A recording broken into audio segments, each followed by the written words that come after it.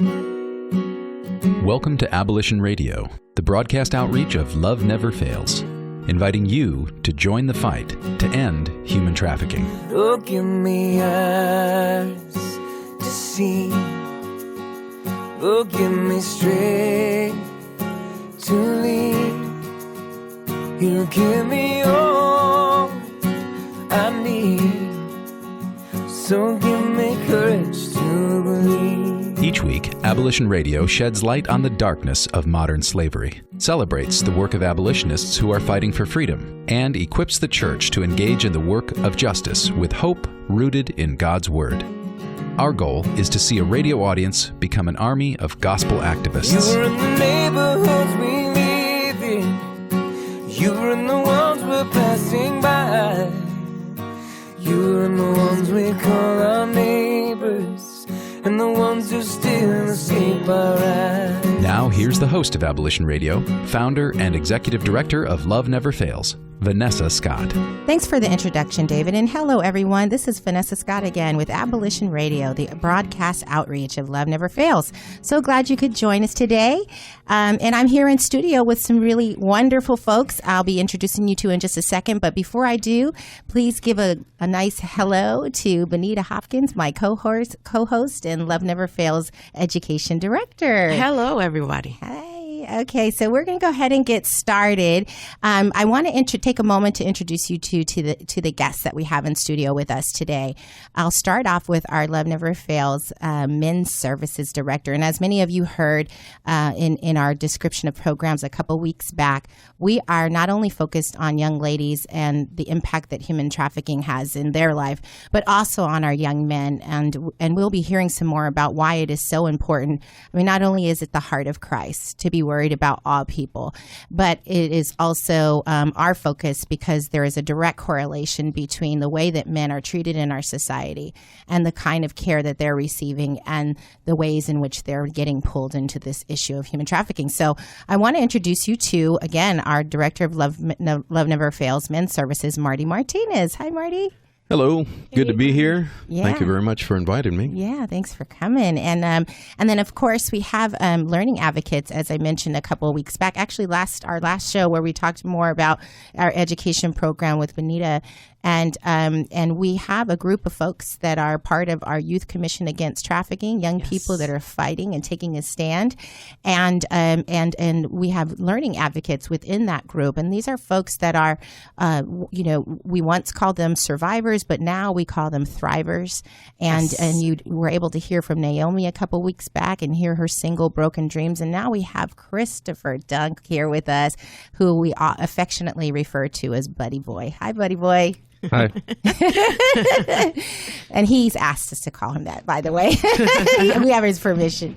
So we're going to be having a discussion today about men and, what the ways in which men are impacted by this issue of human trafficking. And I wanted to start off just with a scripture from a devotion that we were discussing, Benita and I, just before we started recording here. And it really comes out of John 7:46, and it talks about no man ever spoke like this man. And it's making reference to the way in which Jesus spoke. The way in which Jesus took on the issues, the infirmities that plagued the community, the way that he was tenacious and even at times full of righteous rage, even about the ways that people were treating each other. And the ways that they were in conflict with the way God wanted us to approach things. And I don't know, Benita, you were kind of talking about, just 2 weeks ago we were celebrating Dr. Martin Luther King Jr.'s birthday, and certainly there's some alignment there between his heart for service and his heart for righteousness, and Jesus's heart. Right. And did you want to share a little bit? I do, Vanessa. Many times when I'm speaking here and there, I always mention how myself, the wealth of information that I received about this issue, how I couldn't take that wealth of information and do nothing. Yeah. That it urged me, it called me to do what I could to take a stand to help those in need. But like you're saying, over 50 years ago, people are reminiscent of Dr. King's famous I Have a Dream speech. And since you mentioned him and celebrating his birthday a few weeks back, many people in referencing that speech said, no one has ever spoken like that before. And he was one to urge people to take action. You know, he was a man of action, much like Jesus, like you just mentioned. Jesus himself was the same way.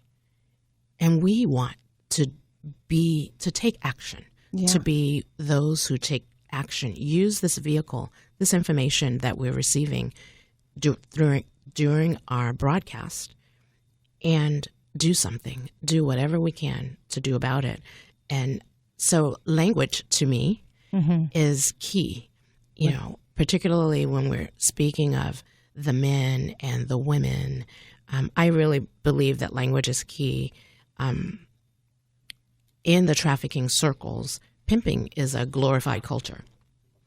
And you won't find me use that word unless it's in a setting like this trying to make this point.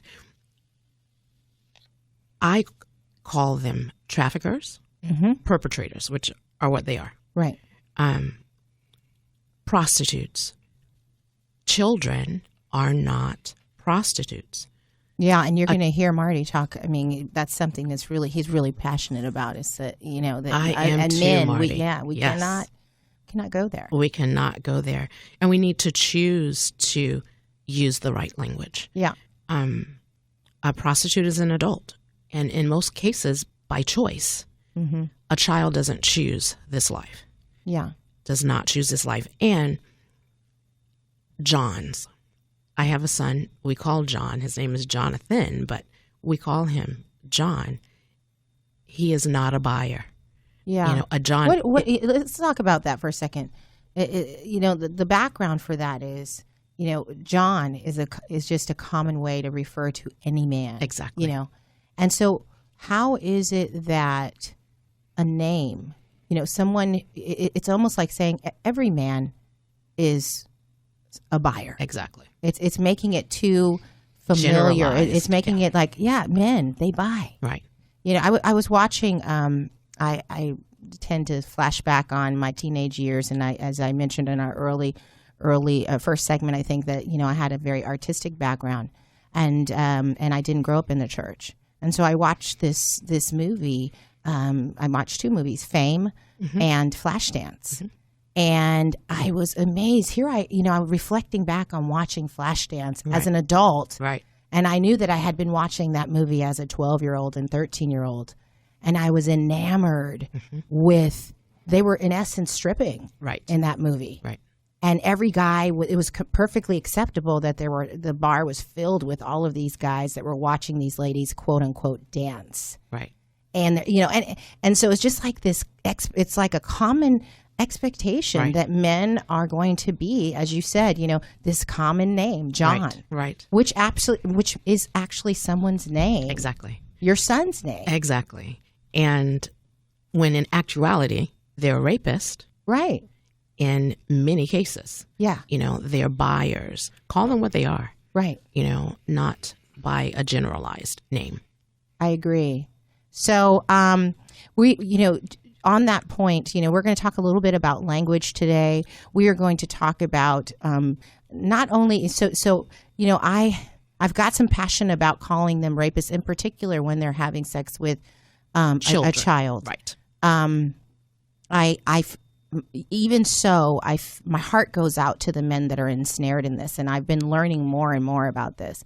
You know, having been a survivor of rape myself. But when I think about my own circumstance, and I think about the man who raped me, or the young man, I was 12, he was 14. He was a child. What led him to that kind of behavior? It's a question in my mind. I don't fully understand it, but somehow God has deposited in me a compassion for men that are engaging in those kinds of behaviors, especially when they're, you know, young. And so we're going to come back and talk about how that works.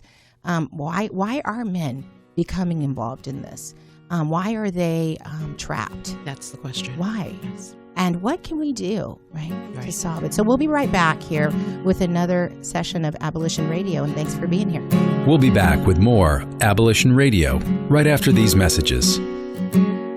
This is Pastor Gary from Faith Fellowship in San Leandro. We are so excited about the launch of Abolition Radio every Saturday. And we have seen Love Never Fails under Vanessa Scott grow right here in San Leandro out of our church at Faith Fellowship. And now her ministry, God gave her a passion to get young people out of the sex trafficking and sex slave industry. And she has been doing a phenomenal job. Not only is it locally, but now it's going globally. In fact, I prophesied to her that God was going to use her to go nationwide, and that's exactly what's been happening. She is a woman with a vision, with a direction, and a passion to see these young people come out of this kind of arena. And to God be the glory. Join with her every Saturday on Abolition Radio to hear what she has to say and then become a part of what she's doing. AbolitionRadio.org. Love never fails.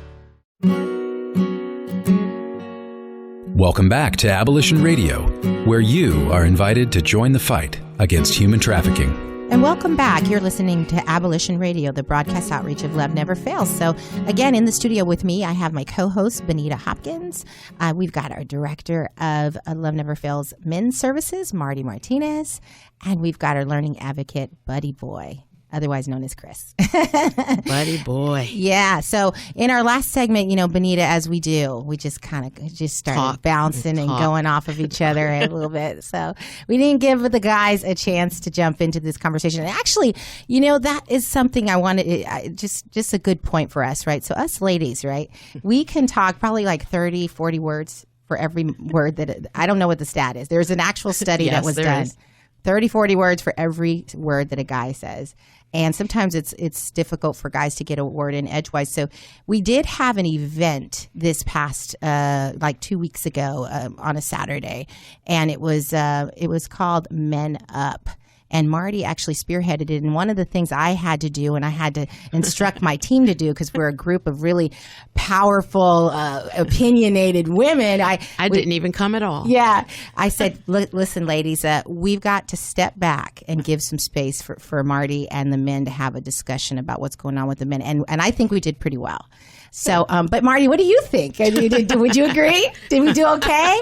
Yes, you did. You did great. You did great. Okay. You gave us the opportunity. This is radio, so nobody else can see it. So. And my wife doesn't have that thing where she speaks a lot and doesn't let me. She's very, very calm lady, and Oh, so she's great, and we're like all over the place. That. Yeah, right? I didn't say that. Okay, but Susie, you are awesome, though. So, tell us a little bit about the Men Up event. What sort of why did we put that together? What was your passion around it? What did you come away learning? Maybe give the audience a little bit more insight on what was done there. Well, first, can I say thank you to the church that opened their doors for us? So, absolutely. We were at the Market Street Seventh-day Adventist Church in Oakland, and Pastor Virgil Childs was awesome. He opened up with prayer, and he stayed throughout the whole thing. He stayed. Oh, wow. That was with his wife. His wife. My goodness. They were there. I also want to thank Earl Jacobs for helping me in coordinating this whole thing, and Earl, I apologize. I sent him like 5 different PowerPoints, and each one said final, and then final, and then absolute, no more change, final. Right. But, I had an awesome time. I really, really did. I didn't know what to expect. As I said in the conference when you gave me a call, and I was driving through Mississippi, and I'm getting on the phone with Earl, and I've never met the man. And by the way, the panel, I'm going to thank them in a little bit, and I'll call out their names right now. But I'd never met those men either, right? So it's God when you don't have a plan. Yeah. We had an idea. Right. We had an idea. Yeah. We didn't have a plan, right?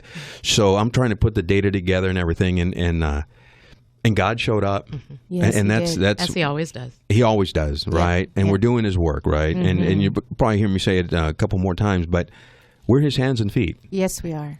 All the people that are on the street right now, whether they're trafficked, whether they're the buyers, and we'll talk about names in a little bit, right? Whether they're traffickers, they're his people too. They're his Yes, they are. children, Right. right? And yeah, I have an all-powerful God. We all do, right? Yes. And he could stop that in a heartbeat, but we have free will. And as people, we love the fact that we have free will. And some of us listen to God and we go to our calling. Yeah. And some of them haven't listened to him yet. Right. And there are preachers and there are teachers and there are leaders in the streets right now that right now we call them by different things. Right. Yep. We call them traffickers, Right. right? We call them buyers. We call them trafficked. But in there's preachers. Yep. In there's teachers. In there's mentors. Because one of them was on the panel. Remember, Yep. he Oh, had yeah. a life that was involved in that. And now he's speaking out. Yes, he is. You know, so I was really moved by the panel. It was awesome. Yeah. The panel was great.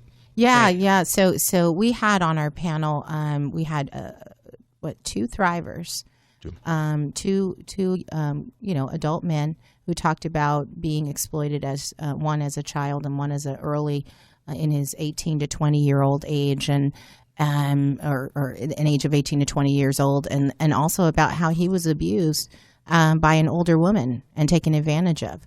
And I think it takes a lot of courage to get up there and say, as a man, and say, I've been sexually abused, or I've been exploited. One of the thrivers on the panel, Russell Wilson, talked about how he had been exploited in the foster care system for, I think it was 5 years.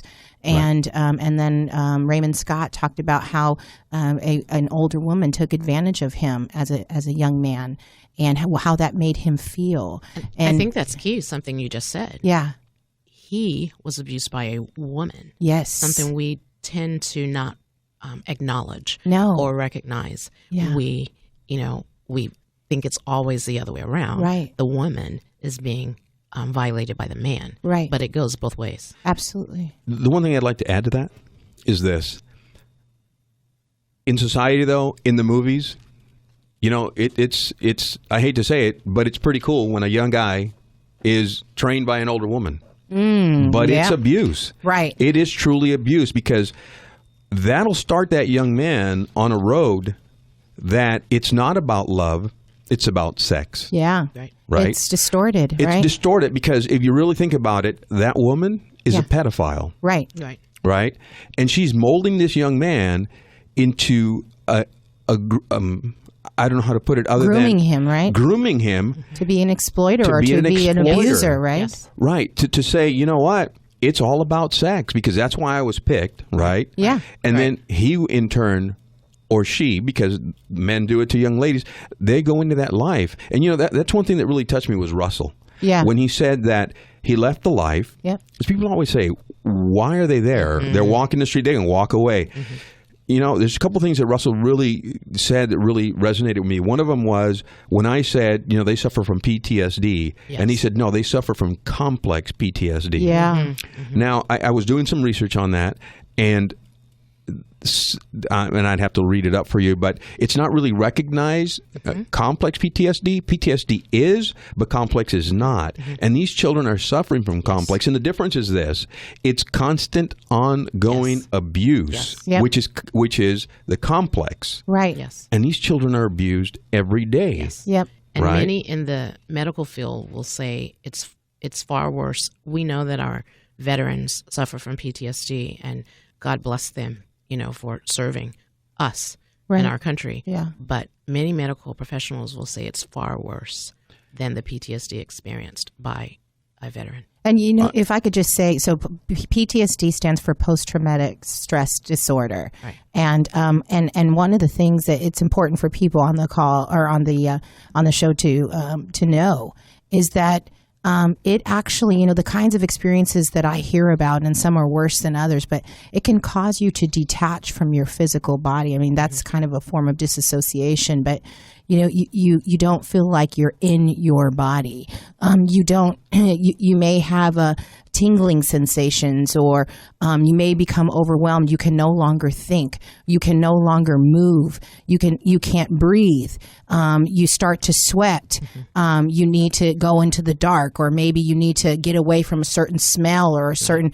I remember Chris Anxiety just pulling disorders. you in. One time you told me that whenever you heard loud noises, You like to have your back face to, or your face towards the door so you know who's coming in and going out.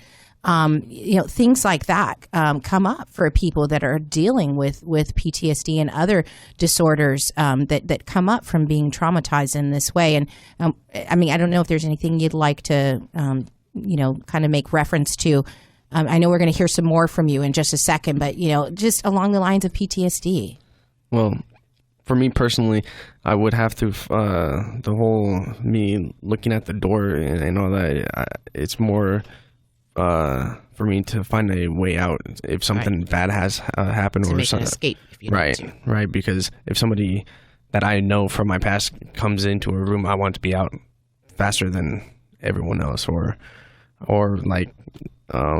like the noises. It just me being paranoid is part of PTSD and all that. Right. So, but I'll go on more with it later on. Chris, I can give an example of that when you have been with me in the classroom. Right. And I remember the very first time that I witnessed that being a problem for you. The bell in the school rang. Right. And I thought you were going to jump out of your skin. And he explained to the class this same scenario that we're speaking of. Yeah, and why that happens. so we're going to hear some more from Chris and from Marty. Given the things that we've talked about here, you can begin to see how workplaces and school can be a real challenge for people that are struggling with this kind of experience. So we'll be back here in just a moment, and thank you for tuning in to Abolition Radio. We'll be back with more Abolition Radio right after these messages from our sponsors. Hi, this is Vanessa Scott with Abolition Radio, where every week we invite you to join the fight to bring an end to human trafficking. Abolition Radio is the broadcast outreach of Love Never Fails, our nonprofit, which is dedicated to the rehabilitation, education, and protection of youth involved or at risk of becoming involved in domestic sex trafficking. Our goal with Abolition Radio is to eradicate human trafficking in all forms, sex trafficking and labor trafficking locally and globally. We are excited to bring this program to KFAX as we will share stories of hope and opportunities to mobilize the body of Christ and turn this audience into an army of gospel activists who will speak up for justice and act on behalf of those who are trapped or recovering from slavery. Find us on Facebook at Abolition Radio or on the web at abolitionradio.org, and join me each Saturday at 3 p.m. for an exciting episode of Abolition Radio right here on AM 1100 KFAX. Welcome back to Abolition Radio, where you are invited to join the fight against human trafficking. We're back with Abolition Radio, the broadcast outreach of Love Never Fails. So we were just kind of discussing back and forth about the experience of people that have, in particular, young men, but it's also true of young ladies that have experienced human trafficking or abuse, and how syndromes like PTSD are so prevalent and impact their daily lives. And actually, so just kind of coming back to the Men Up conference, I think it's important to note that we initially thought we would call the conference Man Up, but we changed it on purpose to Men Up because we didn't want to imply that men need to, although I think there is an element of this, but we didn't want to completely put men in a box, back them in the corner and say, "Come on, guys. Man up, toughen up. Let's do something about this, because we find often that is a big turnoff and does not really get them to get active in this, and it's really not. I don't think at the core of it. The truth is that we need men to be more vulnerable. We need them to share more intimate information about what's happened to them. What is your story? How did you get here? But that being said, there was some disappointment, and I think Marty wanted to kind of share. We were hoping for a little bit more participation from the men. Certainly, we're very pleased with the panel, and Marty, just jump on in. We had some wonderful folks on our panel. But how many guys were there, by the way? In the audience, counting, including the panel. Yeah. And like Vanessa said, I'm kind of disappointed because we had 21 men total. Yeah. Right, which is a lot. But remember, the panel had 6 people in there, and you add myself and the pastor. So we had about a little bit less than 10 men in the audience. The women, again, they outnumbered us. It was 29 women. So we had a total about 50, 51 people there. Okay. Well, that's good. I Yeah, mean, I mean, Let's start. But you know what? God's word does not come back void. We sent the message out there, and it's going to happen again. We're going to have another one of these conferences. I believe that, with the comments that we had after the conference was over, and unfortunately I wasn't able to mill around and talk to people, but I did hear some feedback later on that people really liked it. It resonated with them. The data, the document, everything that we had, that we put together, it was good. It was a good afternoon. And someone needs to have this, and we did it, to have a focus for men. Yeah. I think it was the first. I mean, it's the first conference I've ever heard of where men are the focus for human trafficking, and that is survivors and exploiters and buyers and so on. So we had 21 guys or 21 men in attendance. And then the 7 of you were really active. The pastor, Deacon Earl, yourself, and then a panel of 5 people. So 8 of you. Oh, and then Pastor Rudy. So that's 9 folks, 9 guys that really were actively participating in educating the audience. What do you think we can do to get more men to get involved? Well, if I may, can I thank the panel first? Yeah. Okay, please so do. we had Pastor Rudy. He was our keynote speaker. He was great. He had a good message of what he does when he hits the streets and how he preaches out there, right? And he's part of CERT Ministries. Right, he's out of certain ministries, right? And then we have Pastor Tim Russell. Yep, out of Lift. Out of Lift, right. And then we had Russell Wilson. Yep. We had Raymond Scott. From Faith Fellowship. Yeah. Right, they're from Faith Fellowship, or Raymond Scott's from Faith Fellowship. And then Larry Ewing. Larry from Union City. Union City, so he works for Union City, and he's on Highway to Work. Highway to Work. Mm-hmm. Right. And then we had the FBI. Yep. Which was Agent Hunt. Yeah. Agent Special Hunt was agent. there. Yeah, real nice guy. Yeah. And he was awesome. My bud. yeah, I've never met an FBI agent, and I'm glad I met him this way and not another way. That's right. Yeah, you know what I mean? You're like, I'd give you my number, but I really don't want to know you like that. Well, he probably already has it. He's had his eye on you. Yeah. And then I also want to say thank you to Brianna. Yes. Here you have a conference for men. Here you have somebody that was an exploiter. And here you have another young man that was exploited, right? Mm-hmm. And then you have a young lady that steps up and says, this is what happened to me. Right. Right? Yeah. And I wrote this down this morning because I was praying this morning. I'm thinking, how awesome is that? Yeah. Where you have people that it's difficult enough as it is for a man to sit down with a counselor and say, hey, man, this is what happened to me. Yeah. You ask it, what happened to you? Nothing. Right. Mm-hmm. Well, are you sure? Yep. Mm-hmm. And that's the guy, right? And it takes some time for them to get out of it, right, Chris? It takes some time. Like, I know. Yeah. It takes some time to draw it out of them, right? It took me several years to come out of my shell and actually open up. But when I opened up, that's when PTSD started and everything else started. So yeah, and that's a good point because sometimes we kind of suppress it because we don't want to deal with it because we relive it sometimes, right? We have to, right? Yeah. But it can be traumatic for sure. Oh, yeah. But here you have a panel of men, some of them that were exploited, right? Mm-hmm.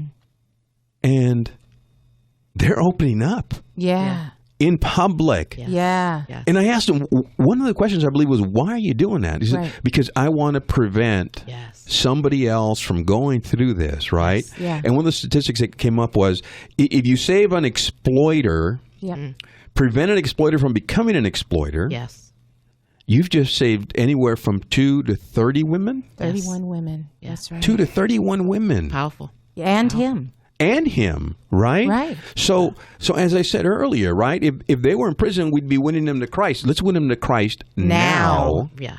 Before they go into that. Yeah. Through education. Yep. What was it? 1165?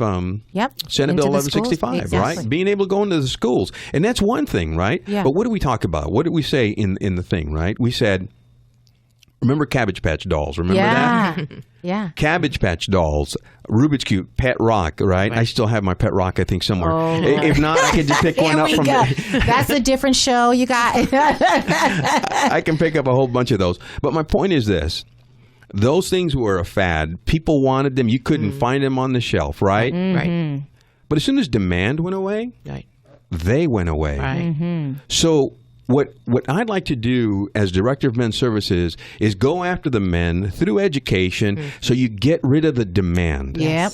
Yes. Right? Yep. You get rid of the demand, and then you can work on it. Because right now what we're doing is working on the symptoms of it. We're working on getting the young ladies, and you have a young girl, and an age of consent in California is 18, but you have a 13-year-old, a 14-year-old, and in Oakland, 11-year-old average.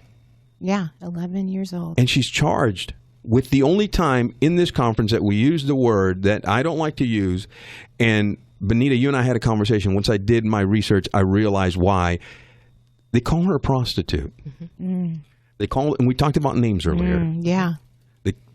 They call them prostitutes. They're not there because they want to be there. No. They're 13. They should be baking with their mothers. They should be playing games. Yep.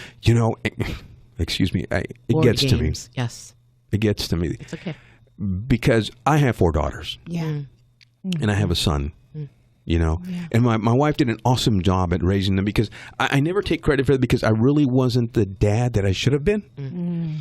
And I wish somebody had pulled me aside and said, you can be a better dad. But now I have 9 grandchildren and one on the way, so number 10, right? And you look at me and you said, well, you should have 20 by now. But anyway. Double grace. 2 5s. But the bottom line is this. We need to educate the men. Yeah. We need to educate. To get rid of the demand. Yeah. And we'll free everybody. Yes. Thank you so much, Marty. And we're tearing up here in the studio because our heart is for everyone in this scenario, the hurting families. What I hear over and over again is that this condition of the heart has led people to have families that are filled with hurt and abandonment and abuse. And these are manifesting in so different ways, so many different ways. And we want brothers like Marty to have a platform to go forth and to bring in the men and reach the men and reach their heart, not just reach them, not just, we joked around about feeding them and getting them to come out because there's food. But no, let's get them to come out because their heart has been changed. We're going to be right back with another segment, and we're going to hear a little bit more from Chris. And thank you for listening to Abolition Radio. We'll be back with more Abolition Radio right after these messages. This is Pastor Gary from Faith Fellowship in San Leandro. We are so excited about the launch of Abolition Radio every Saturday. And we have seen Love Never Fails under Vanessa Scott grow right here in San Leandro out of our church at Faith Fellowship. And now her ministry, God gave her a passion to get young people out of the sex trafficking and sex slave industry. And she has been doing a phenomenal job. Not only is it locally, but now it's going globally. In fact, I prophesied to her that God was going to use her to go nationwide, and that's exactly what's been happening. She is a woman with a vision, with a direction, and a passion to see these young people come out of this kind of arena. And to God be the glory. Join with her every Saturday on Abolition Radio to hear what she has to say and then become a part of what she's doing. AbolitionRadio.org. Love never fails. Welcome back to Abolition Radio, where you are invited to join the fight against human trafficking. And welcome back to Abolition Radio, broadcast outreach of Love Never Fails. So we've had a moment to just get ourselves together, collect ourselves here. And again, we're just so grateful. By the way, for those of you listening, I wanted you to be aware that Marty and his wife, Susanna Martinez, they're both ministers. And we're just so blessed to have them both involved in Love Never Fails. Susie is a wonderful prayer warrior. She's just been lifting us up now for the last couple of months, and I think helping us to get to, through her anointed prayer, it's been helping us to draw near to what God's calling is for Love Never Fails. Yes. And then, of course, Minister Marty Martinez. And so I don't often refer to him that way, but I wanted you to be aware. And also, we'll be talking a little bit about, we want to invite you to invite Marty out to men's groups in your churches. So we want him to have an opportunity to educate the men. And so maybe that's a men's breakfast. Maybe it's a pancake breakfast or a spaghetti feed or a men's retreat. Yeah. He can come out and begin to dialogue about, what happens physiologically when men look at pornography and how that's connected to human trafficking, and just really begin the dialogue. We don't have all the answers, guys, but we certainly can get the conversation started, and we definitely have a heart for it. And I think that's all that God calls us to do, is just share,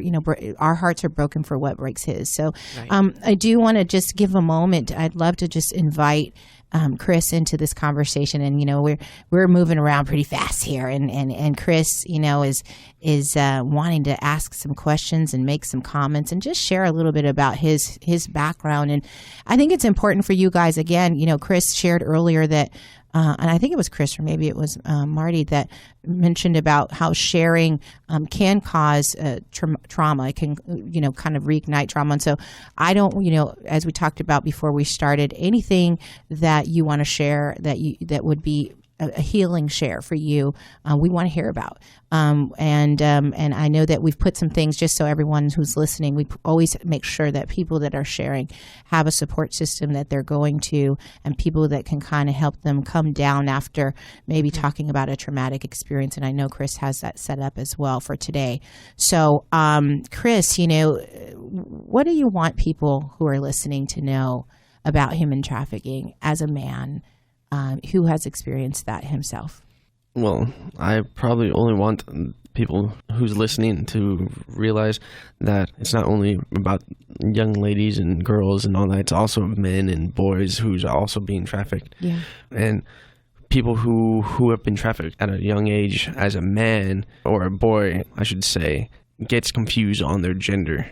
And I see it a lot not on real live TV shows, but like TV shows like SVU and Law and Order and all that stuff, that young men change their gender just to please the buyer. So that's probably the one thing I want to make a shout out to, because at a certain point in my life, I got confused on my gender and all that. And until I hit a certain age and I met you guys and went deeper into my relationship with God, I realized that Satan was just taking hold of me and trying to drag me down, basically. Yeah. So the confusion that sets in, why do you think that happens?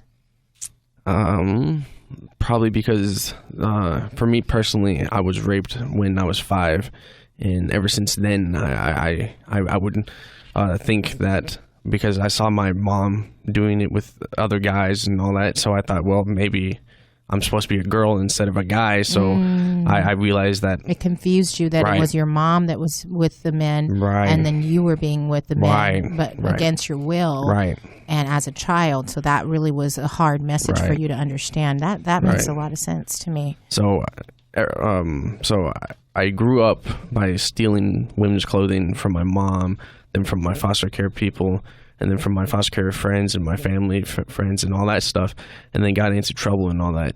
And so I needed a breakdown and all that. So yeah. So how did you? So having experienced that as a child, how did you? I know what's happened with us since you've come in touch with us, but I know that you also have a wonderful foster family, right? And they've really supported you and helped to provided a place of safety that you could begin to reach out and find resources that work for you. And I know you in the past you've told me that you're not real big on counseling, and they've said, hey, you don't have to go to counseling. I mean, so tell us a little bit more about that, because foster parents, they really have a bad rap in this space. So I'd love to hear more about. I had a question about foster care, and I went to this conference with my foster mom. Yeah, and she and I learned more about what other foster homes are really doing inside their home, and just being with you guys and being active in active with you guys, it made me realize that I really don't want to actually call CPS and have the kid put into foster care because of that, because there isn't that many good foster homes to actually go into, and the CPS don't really do a full on investigation before they put them in. And I personally got lucky, found a home, accepted Christ on the 9th of January of 2001, and I ever since been trying to find my way where he wanted me to go, and tried to find my way to him instead of relapsing and all that. Right. But just to be clear, Chris, that is your opinion about CPS and your experience, because I know you've shared that in the past about CPS. We're not bashing CPS here. No. It is my opinion and what I've been seeing and hearing about and you've stuff. experienced yourself. Exactly. Right. So. But I think Marty had something to add there. Well, we, in the conference, right, Chris, unfortunately we weren't able to make it, but we had a section where we talked about one of the issues that's impacting us is fatherlessness, right? Right. And not having a father in the home. Now, I grew up without a father. My father died when I was almost 6 months old, right? So I never met my dad. But when I was listening to the men talk about what they went through and how their fathers abandoned them, I did feel abandonment from my dad. There were some things that went on in my family, and sometimes I'd go to my room and I'd cry, and I'd get mad at him. I said, why did you leave me? Why did you do this to me, And I'm sure my dad would have rather been there with me, right, than where he ended up. Right. Because I don't know if he knew Christ, but you know what? In my heart, I'm going to say he knew Christ. But one of the things that you said, Chris, was on your, your gender identity. You were kind of like, what am I? What should I do? Right? And that's one of the things we talk about, because in one of the PowerPoint presentations, it says, right, a father helps a son understand proper male sexuality. Who am I? What am I supposed to do? And that type of a thing. Well, I did have male figures inside my home, but they weren't really considered dad. I had to call them dad or uncle or whatnot, but they're not really my blood related family members. And they were just my mom's sex partners and stuff. And I never met my dad till this day. I still haven't met my dad and all that. So yeah, and so there's one where you're absent, and then there's another scenario where you're present.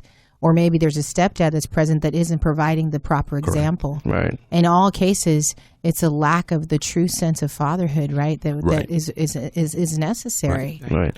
And we talk about mentors, right? And that's important because we're going to talk about mentors in a little bit as well. One more thing, we mentioned about women buying traffic victims. Well, my mom, personally, my biological mom, sold me for drugs. So I want to make that clear. Not only it's on the street, but it's also inside the home, and there's other ways of getting paid with sex. Drug exchange and other things. And this is one of the reasons why Chris goes into the schools with us with Love Don't Hurt and helps to educate the kids. Of course, we fine tune it for the audience, but our point is we want people to hear that we need to be aware of the signs that this could be happening in the home. So we're going to go ahead and take a break. We'll be right back with another segment of Abolition Radio. Thank you so much.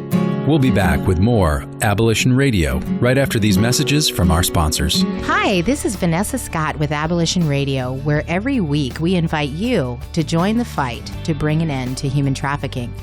Abolition Radio is the broadcast outreach of Love Never Fails, our nonprofit, which is dedicated to the rehabilitation, education, and protection of youth involved or at risk of becoming involved in domestic sex trafficking. Our goal with Abolition Radio is to eradicate human trafficking in all forms, sex trafficking and labor trafficking locally and globally. We are excited to bring this program to KFAX as we will share stories of hope and opportunities to mobilize the body of Christ and turn this audience into an army of gospel activists who will speak up for justice and act on behalf of those who are trapped or recovering from slavery. Find us on Facebook at Abolition Radio or on the web at abolitionradio.org, and join me each Saturday at 3 p.m. for an exciting episode of Abolition Radio right here on AM 1100 KFAX. Welcome back to Abolition Radio, where you are invited to join the fight against human trafficking. And welcome back to Abolition Radio, broadcast outreach of Love Never Fails. So we're going to talk a little bit about what's going on in your community this weekend, and then moving on into next month. Tomorrow we want to encourage you to come out for our Love Never Fails Action Network meeting, which is the first Sunday of every month from 2:15 to 4:15. And we've moved our location. We are now meeting at Lift Ministries, which is in Hayward, and that address is 22580 Grand Street in Hayward. Cross street is A Street. So please come and meet us there, 2:15 to 4:15, and learn more about how you can get involved. And we were kind of joking during the break here, halfway joking, I think. Yes? Yes, halfway joking. Halfway joking. Yeah. That once you get in, it's kind of, is it a gang thing or what? No. You got to jump out or what? No. Marty was saying once Love Never Fails digs into your heart. Was it your heart or your pocket? It was one of those two things. But I'll tell you, the comment was, I came in, I had lunch with Vanessa, and next thing I know, I'm getting a call, hey, you're the director of men's services, right? I'm going like, okay. When I see the calling on somebody's life, I call it out. That's all I got to say, and I'm done. No. Yeah. Well, and then we have an event coming up, next Saturday, right? Next Freedom Saturday, Expo. the long-awaited Freedom Expo, East Bay. Going to be at Oakland City Church, Woohoo! 3725 MacArthur Boulevard. Hope to see you there, 9:30 to 4:30. Please register at the Eventbrite site. I think you can put in Eventbrite/Freedom Expo/Oakland City Church. And if not, it will be on our website, loveneverfailsus.com. Exactly. As well as abolitionradio.org. But please register. There will be food trucks. There will be live entertainment. We will be answering those 3 questions: what it is, what it looks like, and what you can go and do about it. And I wanted to mention, we were talking about foster care, and we will be addressing that issue. Yeah. So on that point, right? So earlier, Chris was talking about, his opinion about CPS and sort of the foster care system. And I got to be honest, right? So I personally have had some really challenging experiences with both groups. And I've talked to some of the leadership team about ways that we can get in and maybe educate more there. Mm-hmm. But what we're really excited about is we're not just complaining and pointing fingers. We're actually inviting some folks that are really great examples of foster care leaders and to speak at Freedom Expo and talk about best practices and talk about ways that examples of the right kind of care. Exactly. So please do come out. And then Chris, you want to just rally the youth, right? Yeah, our next YCAT meeting is on that same day, on the 8th. Or the 7th. Oh, 7th. Yeah. Sorry, my bad. On the 7th. It's during lunch. Please come out. It's for your knowledge and all that. So it's a lot of fun. Putting our finishing touches on our walkathon on the 7th of March in the Tri-Valley area. Yay. So please come out to Fantastic. the next meeting. Okay, Yep. cool. Can I use my car in the walkathon? No. No. I don't walk. I don't walk. You don't do the No. drive-a-thon? You want to do a drive-a-thon? There you go. I'm in for that. No. Okay, well, also, we just want to make a quick sort of rally or just really draw on you to help us. We need your help. In particular with men's services, this is an important thing to ask you to participate in, right? So mentoring. Marty shared some stats in our Men Up event and about how, young men, the fatherless generation that we have upon us, they're just, it's amazing what one guy could do to make a difference. And Marty, you were talking about, it's not like you got to be with the guy or let them live in your house or be with them or be a perfect example even, right? But you need to be somebody who is available to be called upon. Right. That's one of the things we talked about, right? Which was that being a mentor is not something where you're going to have to be 24/7, right? Right. You can have a relationship with somebody that it might turn into that, honestly. And I've had some people call me, but I mentioned earlier I used to work for AT&T. I've recently retired a year ago, and aside from my wife telling me to go back to work again, but I was on call 24/7. Mm-hmm. My family knows that. My daughters knew that, and it was okay for them to call me because it was a cable failure or something going on. well, you know what? These are things that are going on right now around us. So maybe if they need to call us, maybe they can call me and wake me up, right? But it may not be that way. It could just be a phone call during the day. Hey, I need some help. I can tell you that I had a mentor in my life, and he didn't even know he was one. Right. Right. I called him years ago, and I told him, you know what? You were there for me. And he goes, man, I wasn't there. And his name's Bob Hasses, right? And he was just an awesome guy. So you don't have to be there all the time. You just have to be there when they need you. It's a phone call. Yes. So that's right. Man, we need to do something about that. We need your help. We need you to come out. Also, we have a workforce development program called Life Launch. We're going to be having a session, a show that's just dedicated to talk about that some more. Mm-hmm. But I want to encourage you. We've got a partnership with the Sheet Metal Apprenticeship Program, and all we need to do is get our young men licensed in order to actually receive between $22.50 and $60 an hour. Wouldn't that be a great license to drive? Yeah. And wouldn't that be a great way to provide an alternative to exploitation or to being a trafficker or to being trafficked, to provide our young men and our young ladies both to qualify? Yeah. And so we're challenging you who are listening here. As always, we invite you to be a 40 for Freedom partner by donating $40 a month to us. We can do that. Also, by contributing $600 is what it would cost to get them licensed, one-on-one tutoring and driving school. So you can donate at loveneverfailsus.com, abolitionradio.org, and we encourage you to like our pages on Facebook, Love Never Fails and Abolition Radio. And again, we thank you so much for participating with us today. We'll be back to talk a little bit more about Life Launch and other programs in the future. And as we always like to end the show, we want anyone who's listening to know that you are loved. Thank you for listening to Abolition Radio. Thanks for joining us this week on Abolition Radio. We trust that you've been inspired by these stories of hope and survival, and that you'll accept our challenge to get involved by contacting us at abolitionradio.org, by liking and sharing our page on Facebook, Facebook/Abolition Radio, or by making a contribution directly to Love Never Fails. Abolition Radio is the broadcast outreach of Love Never Fails, which is a donor-supported, nonprofit ministry that Vanessa founded as a way of directly impacting the lives of young people who are trapped in or at risk of becoming involved in sex trafficking. This broadcast needs your involvement and support. To find out more, simply go to abolitionradio.org and click on Love Never Fails. Today's program was brought to you in part by Case Industries and with major support from the staff and membership and donors at Faith Fellowship Church. Our theme song, Courage to Believe, is by Justin McRoberts. Hear more about his passion for justice and art at justinmcroberts.com. Our audio engineer is Jarrell Martin, and this is Dave Naderhood. On behalf of Vanessa, Benita, and the whole team at Love Never Fails, thanks for listening, and thanks even more for taking action to help set captives free. You're in the neighborhoods we live in. You're in the ones we're passing by. You're in the ones we call our neighbors, and the ones who still sleep our eyes.